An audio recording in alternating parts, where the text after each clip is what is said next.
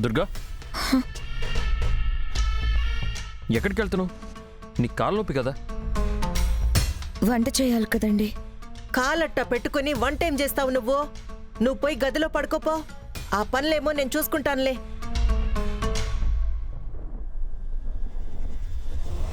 అన్నా, ఏమన్నా?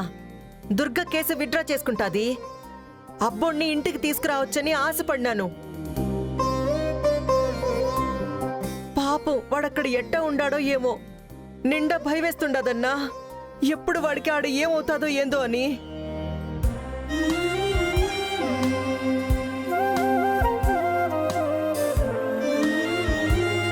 చిరు, చిరు, రేయ్, నీ గురించే మాట్లాడుకుంటున్నావురా? ఇడిసిపెట్టేసినారా పోలీసోళ్ళు?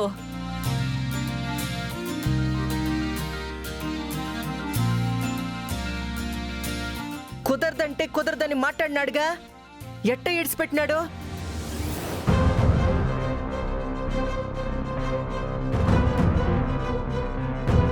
ఎవరు విడిపించారా? మీ వదిన్ని తీసుకొద్దాం అనుకునే లోపు తను మెట్ల మీద నుంచి పడిపోయింది. నిన్ను ఎలా బయటికి తీసుకురావాలా అని ఆలోచిస్తుంటే నువ్వే వచ్చేసావు.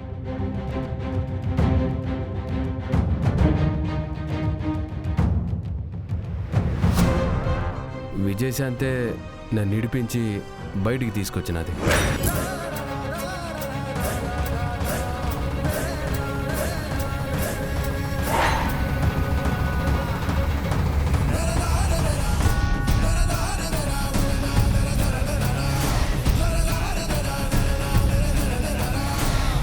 అట్నా?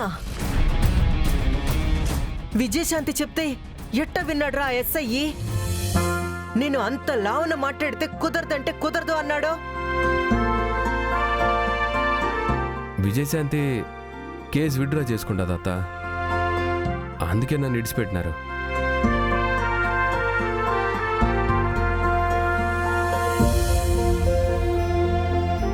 విజయ కేసు విత్డ్రా చేసుకుందా?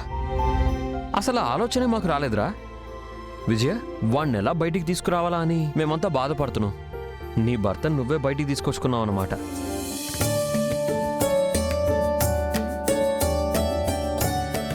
ఒరేయ్, ఆ ఎస్ఐ చూస్తే మొండోడి మాదిరున్నాడు. ఇష్టం వచ్చినట్టు మాట్లాడినాడు. నిన్నేమైనా కొట్టినాడా? ఒంటికేమైనా దెబ్బలు తగిలుండాయా? అత్త అట్టంతా ఏం లేదత్త, బాగానే ఉన్నాను.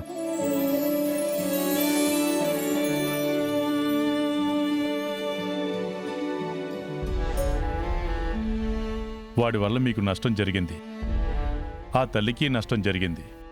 అలాంటప్పుడు నేను ఏం మాట్లాడాలో ఎవరితో మాట్లాడాలో కూడా అర్థం కాలేదు. అందుకే మౌనంగా ఉండిపోయాను. కానీ జరిగింది మనసులో పెట్టుకోకుండా పెద్ద మనసుతో వాణ్ణి బయటికి తీసుకొచ్చావన్నమాట. మరి అలా స్టేషన్లో ఎలా వదిలిపెడతామండి? తను స్టేషన్లో ఉంటే ఇంట్లో మీరు ప్రశాంతంగా ఉండగలరా? అందుకే మా అక్క పాపం విత్డ్రా చేసుకోవాలనుకున్నా చేసుకోలేకపోయింది. అందుకే నేనే వెళ్ళి కేసు విత్డ్రా చేసుకొని తీసుకొచ్చాను.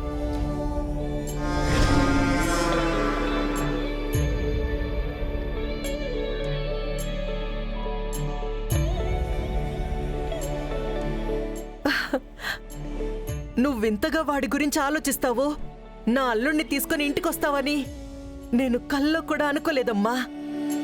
ఇంత పలుకుబడి పరపతి ఉండి కూడా మేమేం చేయలేకపోతుండామే అని బాధపడతా ఉండాము.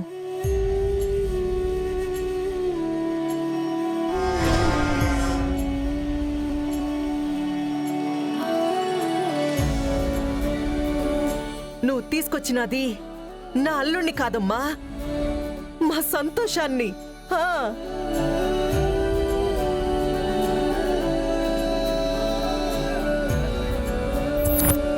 అవును విజయ, వాడు స్టేషన్లో ఉంటే ఇంట్లో ఎవరు భోజనం చేయగలిగారు?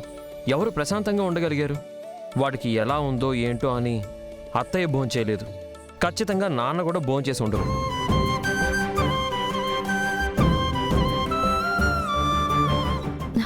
నాకు నాకు తెలుసు బావగారు.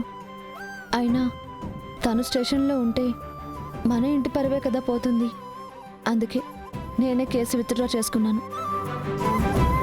నిండు నూరేళ్ళు చల్లగా ఉండు. ఎప్పుడు మళ్ళీ ఏమవుతాదో, పోలీసులు ఎప్పుడొస్తారో అన్న భయం లేకుండా చేసినావు.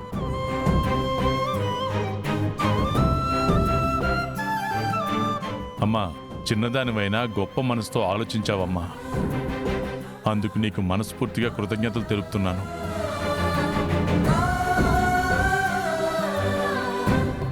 నీ వల్ల ఆ కుటుంబానికి ఒక నష్టం జరిగింది. అది మనసులో పెట్టుకోకుండా ఆ ఇంటి బిడ్డే నిన్ను విడిపించి బయటికి తీసుకొచ్చింది. అలాంటి అమ్మాయిని ఎలా చూసుకోవాలో నీకు నేను చెప్పాల్సిన అవసరం లేదనుకుంటాను.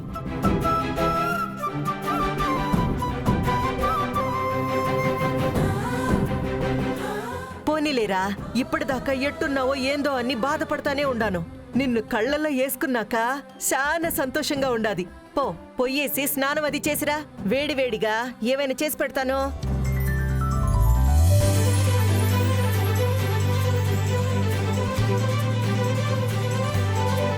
రే, వెళ్ళి స్నానం చేసి రాపో.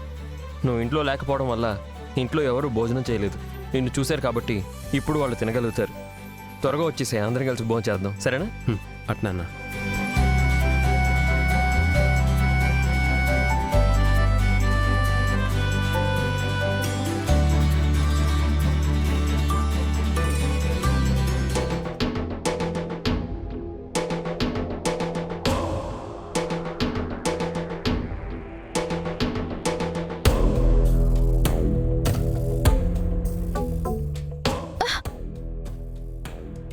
నీకసలు బుద్ధుందా? ఏం చేస్తున్నావో, ఎందుకు చేస్తున్నావో అర్థం అవుతుందా? కేసు విత్డ్రా చేసుకోవడానికి నీకు మనసు ఎలా వచ్చిందే? వాడు చేసింది మర్చిపోయావా? వాడి వల్లే కదా అన్నయ్య మనకి దూరం అయిపోయాడు. మనం బాధపడ్డామని అందరూ బాధపడాలనుకోవడం కరెక్ట్ కాదక్కా. ఓ, నాకే ఏది కరెక్టు ఏది కరెక్ట్ కాదో చెప్పేంత పెద్దదాని అయిపోయావన్నమాట. ఇప్పటికీ నా కళ్ళ ముందు చనిపోయిన అన్నయ్య మొహమే కనిపిస్తుంది. వాణ్ణి చూసిన ప్రతిసారి అన్నయ్య జ్ఞాపకాలు గుర్తుకొస్తూనే ఉంటాయి. నా అన్నయ్యను చంపిన వాడిని నట్టింట్లో నిలబడి కాపురం చేస్తున్నానని, ఏమీ చేయలేకపోతున్నానని బాధపడని రోజంటూ లేదు. కాకపోతే తలంచుకొని తాళి కట్టించుకున్నాను కాబట్టి నువ్వు బాధపడకూడదు, అమ్మ బాధపడకూడదని అన్నిటికీ సర్దుకుపోతూ ఉన్నాను. కానీ ఈ రోజు నువ్వు చేసిన పని నాకు నచ్చలేదు. అసలు ఎందుకు వాడిని విడిపించావు? కేసు విత్డ్రా చేసుకోవాల్సిన అవసరం నీకేమొచ్చిందే? ఓ, జరిగిందంతా మర్చిపోయి నీ భర్తని కాపాడుకున్నావన్నమాట. నా భర్తని కాపాడుకోవాలనే ఆలోచనతో నేను ఈ పని చేయలేదక్కా. కృష్ణంరాజు గారు లాంటి మంచి మనిషి పరువు పోకూడదని నేను ఈ పని చేశాను. తమ్ముడు జైల్లో ఉంటే బావ ఎంత బాధపడతాడు, బావ బాధని చూస్తూ నువ్వెంత బాధపడతావు అని నేను ఈ పని చేశాను. మన ఇంట్లో ఉన్నప్పుడు మనం చిరంజీవి గురించి మాత్రమే ఆలోచిస్తే సరిపోతుంది.